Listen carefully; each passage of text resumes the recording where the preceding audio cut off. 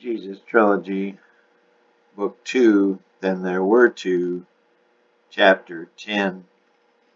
Hi, sexy baby. How you doing this beautiful morning? I'm good, Judas. She didn't always like his language, but she loved the fact that he seemed to love her. I missed you so much. Your kisses get better and better each time. He put one hand on her right breast and the other on her left buttock and simultaneously squeezed. Ouch, she said. Not here, Judas. My parents are in the next room. But baby, but wait. She pushed him back slowly, took his hand, and led him into the dining room. Hi, son, come on in. We weren't sure you could make it. You must pardon us, but we chose to proceed with our breakfast. Our butler, Casa, insisted. Judas held up his hand. No problem. Just so you left a little for me. Gentile's mother looked down and twisted in her chair, a sense of disgust on her face.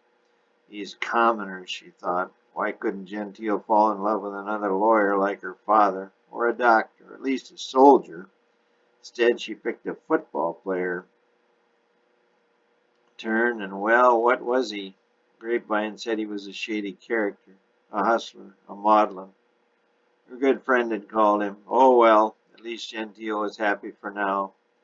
But Juanita knew it wouldn't last. It couldn't last. If it continued much longer, she would have to see that it didn't. How's business? Judas was scarfing down the goose egg almondine while reaching for more of the steak Emmaus. He ladled on the sauce a la Sidon and watched this down with Lebanese champagne.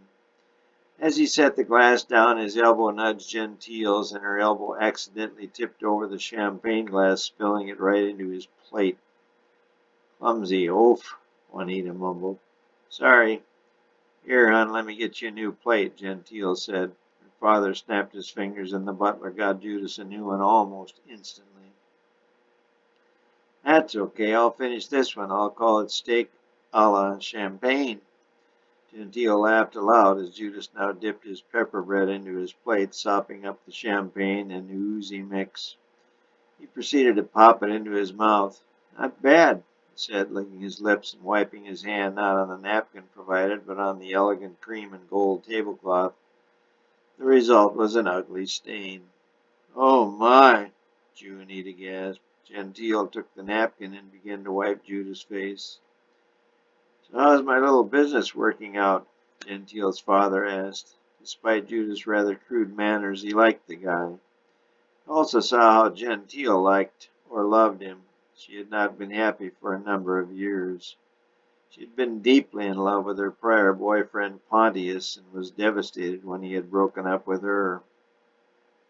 He still didn't think she was over Pontius. He could never forget the night she came home from her first date with Pontius.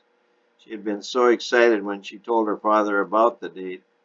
The Emperor's son, she had said. She was 14 and Pontius 15. But they were not home by 12 or 1 or 2.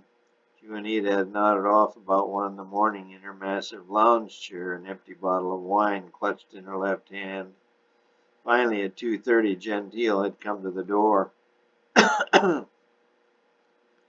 Cass opened the door and Gentile weaved in unsteadily. Her father had to run to steady her. He propped her up and finally picked her up and laid her on the huge couch. Her dress was torn, exposing her right thigh. One of the straps on her gown was completely missing. Her face was tear-stained. What happened, Dumpling? He had asked. He took me, she whimpered. He what? She was unable to get the words out again and began to sob uncontrollably. He held her in his arms. His face turned all shades of red. That little... I'll kill him.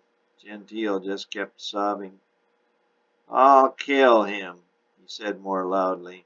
He clenched both fists, arms still around his precious daughter. Despite his anger, he felt a tear running down his own right cheek. As much as he wanted to, he knew he was powerless to do anything. Pontius was royalty. For that matter, so was he. There was a great disparity between the powers of the Hebrew royalty and the Roman royalty. Romans could get anything they wanted. They didn't have to follow any laws, moral or ethical or otherwise, in this foreign land of Judea. They could make their own rules and did just that.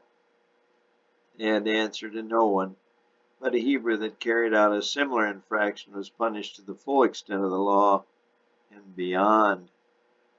So Pontius would get away with this and any other crime he might do. Many other Romans actually moved to Judea to enjoy this freedom from the law.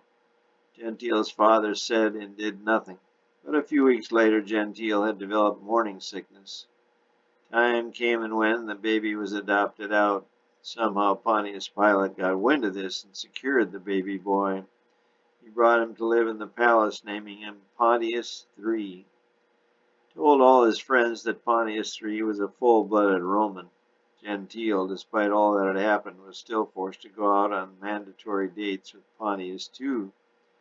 She was repeatedly violated by Pontius II and his soldier friends. Inexplicably, she had a feeling for Pontius. He was tall and dark-complected with a prominent Roman nose. The combination was beyond handsome. In her heart, however, she did begin to despise royalty. Its trappings and its shallow anything-goes morality began to eat at her psyche. When she began to show about 3 months into her pregnancy, the jig was up. Pontius never called on her again. Despite it all, she thought she loved the guy, and her depression deepened throughout her pregnancy and into the postpartum period. When Judas came along, there was an instant attraction. He was a football player, and the adoration of others to her man was a definite turn-on. He was smart, witty, had money, and was not royalty. The scandal of her pregnancy, though not open to the public, did rock the legal society of Jerusalem. No one but Pontius, Gentile, and their 2 fathers knew exactly what had happened, but the speculation was nonetheless rampant.